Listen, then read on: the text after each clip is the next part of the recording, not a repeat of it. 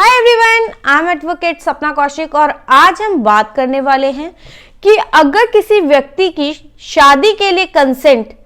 डरा धमकाकर या उसके साथ धोखा कर ली जाती है तो उस व्यक्ति के पास क्या ऑप्शंस अवेलेबल होते हैं। क्या वो अपनी शादी को खत्म करवा सकते हैं। लेकिन उससे पहले एक इम्पॉर्टेंट बात कि अगर आपने हमारा यूट्यूब चैनल अभी तक सब्सक्राइब नहीं किया है तो प्लीज हमारा यूट्यूब चैनल सब्सक्राइब कीजिए ताकि हम आपको ऐसे ही लीगल अपडेट्स देते रहें।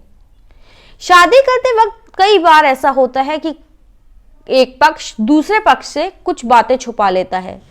लेकिन अगर किसी भी व्यक्ति ने दूसरे व्यक्ति से कोई ऐसा मटेरियल इंपॉर्टेंट फैक्ट छुपाया या उनको डरा धमकाकर उनसे कंसेंट ली तो वो शादी वॉइडेबल होती है और उस शादी को डिसॉल्व किया जा सकता है। हिंदू मैरिज एक्ट 1955 का सेक्शन 12 सबसेक्शन 1 क्लॉज सी कहता है कि कोई भी ऐसी शादी जिसमें कंसेंट डरा धमकाकर या फ्रॉड के थ्रू लिया जाता है तो वो शादी वॉइडेबल होती है और उसे डिसॉल्व किया जा सकता है।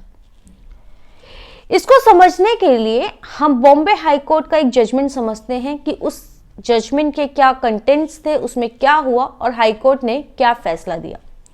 इस केस में हुआ ये कि एक लड़की शादी के बाद 2-3 महीने बाद अपने पेरेंट्स के घर जाती है और उसे वहां हॉस्पिटलाइज्ड होना पड़ता है। जब लड़का उससे मिलने हॉस्पिटल पहुंचता है तो उसे पता चलता है कि लड़की अनीमिया से पीड़ित है, यानी कि उनको अनीमिया की बीमारी है।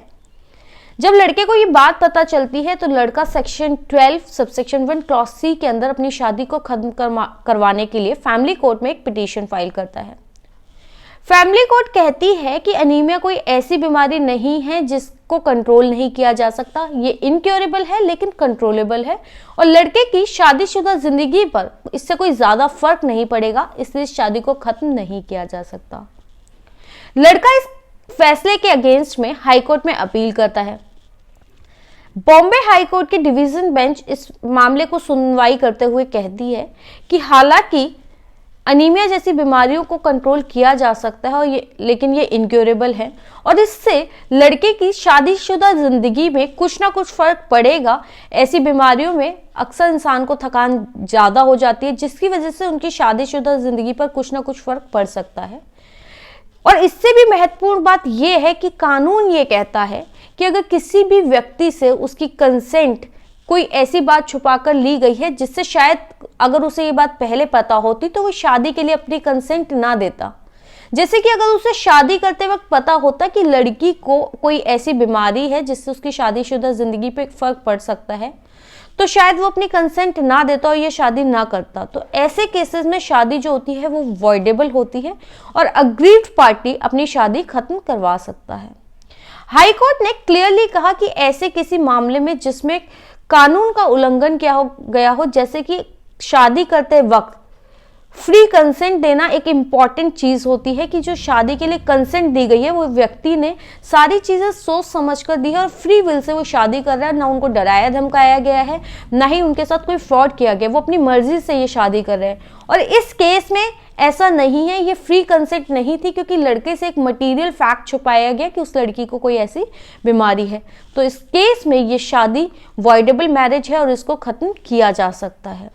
तो अगर शादी करते वक्त किसी की भी कंसेंट किसी ऐसे मटेरियल फैक्ट को छुपाया गया है, मान लीजिए किसी को कोई बीमारी है या उनका पहले तलाक हो चुका है या वो कोई भी ऐसा मटेरियल फैक्ट जो शायद उस व्यक्ति को पता हो, अगर वो शादी के वक्त छुपाया गया है या डरा धमकाकर किसी की शादी की जाती है तो उस व्यक्ति के पास, अग्रीव्ड पार्टी के पास ये ऑप्शन होता है कि वो अपनी शादी को खत्म करवा सकता है। ये वॉइडेबल मैरिज होती है क्योंकि मैरिज के लिए दोनों की फ्री कंसेंट, लड़का और लड़की दोनों की फ्री कंसेंट होना जरूरी है। और अगर किसी एक की भी कंसेंट